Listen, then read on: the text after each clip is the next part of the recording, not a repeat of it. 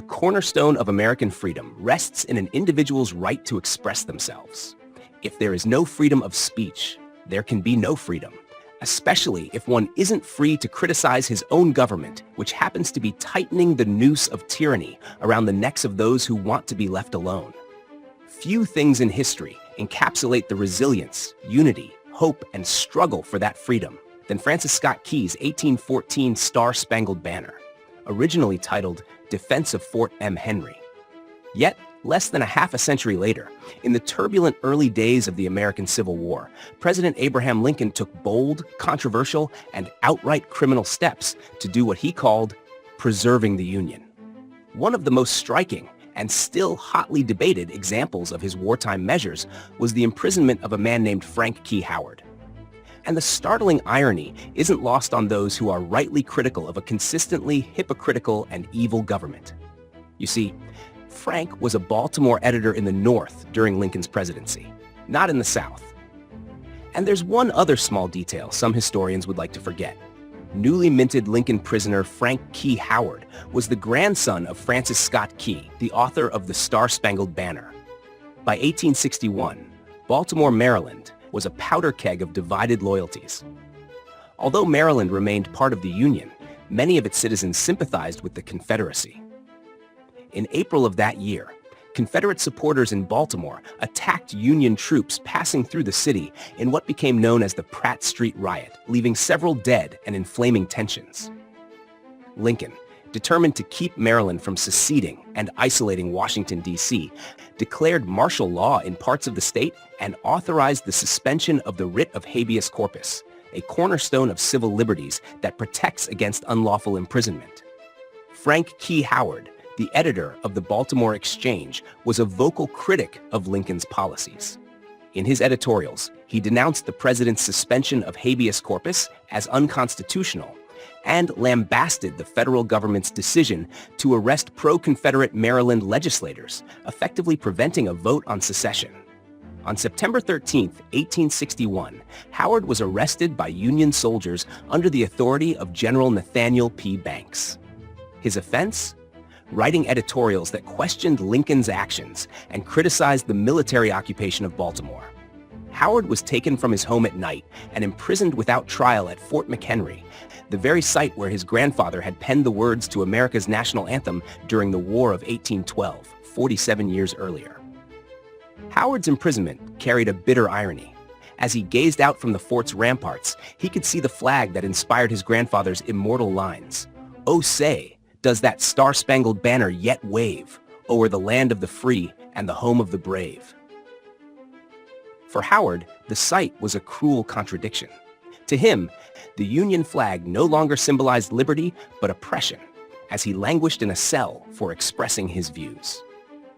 Howard remained imprisoned for over a year, eventually being transferred to Fort Lafayette in New York Harbor. Like many others detained under Lincoln's wartime measures, he was never formally charged with a crime or given a trial. Lincoln's decision to suspend habeas corpus and imprison critics like Howard remains one of the most contentious aspects of his presidency. Defenders argue that such measures were necessary to prevent the Union's disintegration at a time of unprecedented crisis. But, as history has shown, necessity is the plea for every infringement of human freedoms. It's the argument of tyrants, like Lincoln, and it's the creed of the enslaved.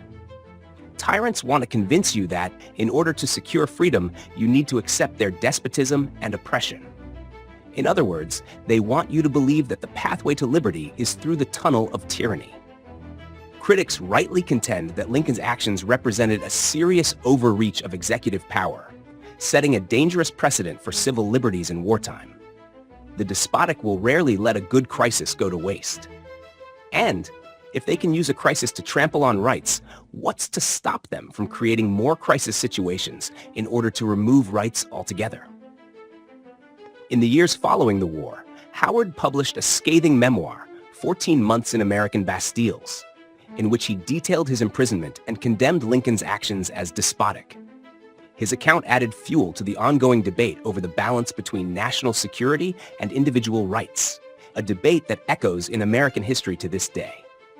The imprisonment of Frank Key Howard illustrates the extreme measures Lincoln was willing to take to, in his words, preserve the Union. It also serves as a reminder of the importance of maintaining freedom at all costs and in all situations. We must, as Patrick Henry has said, guard with jealous attention the public liberty, not the public safety or national security, and suspect everyone who comes near that precious jewel. Nothing will defend liberty but downright force. And when we give up that force, we are ruined.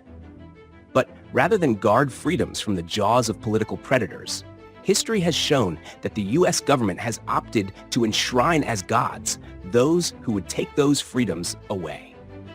The Lincoln Memorial stands as a sobering reminder that the government currently being run out of Washington's den of criminals will install its king on the throne.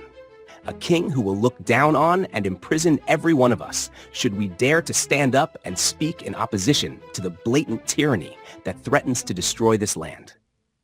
Frank Key Howard's story, filled with irony, defiance, and constitutional questions, is a poignant chapter in the larger narrative of the uncivil war of tyrannical aggression.